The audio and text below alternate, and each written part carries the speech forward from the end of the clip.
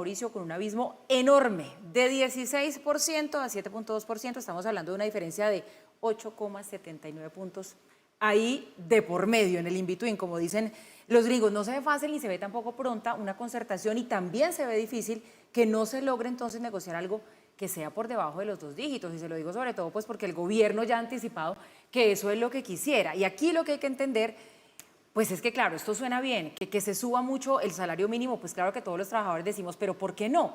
Pero hay que entender entonces es cómo se concilia que exista poder adquisitivo para los trabajadores, pero que también se preserve esa estructura de costos de las empresas, sobre todo de las micros, pequeñas y medianas empresas, que este sí que es un país de MIPYMES. Pero yo insisto en otro punto.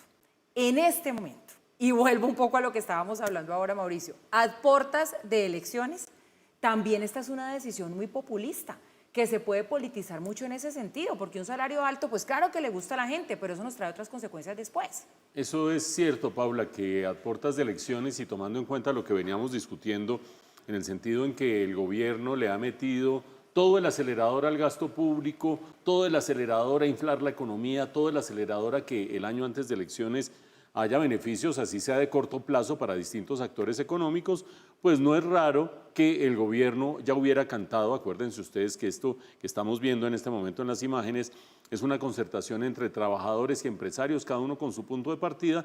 Ya lo dijo el ministro Sanguino, el 15 de diciembre, si no se ha llegado a un acuerdo, pues el gobierno mira a ver qué hace, pero hay una segunda etapa de negociaciones que va hasta el final del año. Y si no, al final del año, el árbitro, y esta palabra es clave, quien ha estado supervisando, que es el gobierno, pues decide sacarlo por decreto. ¿Por qué es clave recordar el rol que tiene el gobierno en todo esto?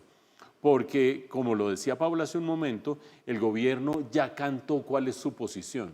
Su posición en la mesa en este momento no es relevante. En este momento la mesa plantea una concertación entre trabajadores y empresarios y el gobierno como observador. Pero si no hay acuerdo, la posición del gobierno sí termina siendo clave porque lo saca por decreto. ¿Cuál había sido esa cantada? Pues la dio el ministro del Interior hace unas cuantas semanas, cuando en alguno de sus mensajes, en un momento que estaba eufórico con distintos tipos de mensajes en sus redes sociales, decía que el salario mínimo no debería aumentar, que aumentaría por encima del 10%, incluso llegó a hablar o a hacer cuentas que equivalían al 11%. Y eso es muy relevante porque si ustedes agarran la posición de los empresarios, 7,21, y la posición de los trabajadores, 16%, y ustedes agarran la diferencia y la dividen por 2, les da más o menos un punto intermedio en 11 y piquito %. Entonces fíjense ustedes la coincidencia. Desde hace rato el ministro del Interior había dicho que se podía hacer el aumento del salario mínimo. Ese ministro del Interior, o más bien el gobierno, será el árbitro final que decida en cuánto se da el aumento si no llega a haber concertación. Y vean la coincidencia que el doctor Arias, de los sindicatos de los trabajadores, termina diciendo, bueno, pues si los empresarios acceden a subir doble dígito, ahí podemos nosotros mirar a ver qué podemos hacer al respecto. Es decir, todo parece ser posiciones negociadoras para llegar efectivamente al 11% o a algo parecido.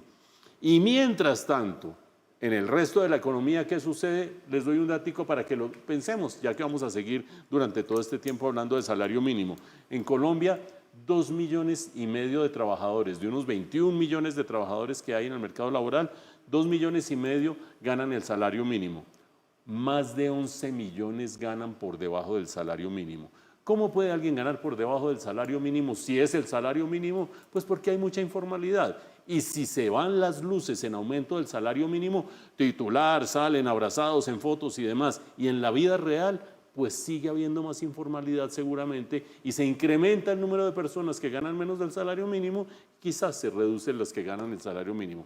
Vamos a ver, ahí están las mesas de negociación, ahí siguen las conversaciones. Pero empiezan también de todas maneras, Mauricio, a verse actitudes, bueno, sobre todo en el lenguaje un poco complejas, ¿no? Escuchábamos allá al señor Arias llamando mezquinos y demás a los empresarios, pero otra cosa que afectaría muchísimo también un salario mínimo muy elevado es que se reduzcan las tasas de interés. Eso no lo viene advirtiendo el Banco de la República y eso tiene que ver con todos, porque si no bajan las tasas, pues imagínense, créditos de vivienda, bueno, de lo que sea, tarjeta de crédito, libranzas, o sea, todos terminamos pagando los platos rotos de que las tasas de interés tampoco bajen. Claro, las tasas de interés del Banco de la República, que son las de referencia para todo el sistema financiero, bajaron de manera continuada hasta hace justamente un año, hasta el final del año pasado.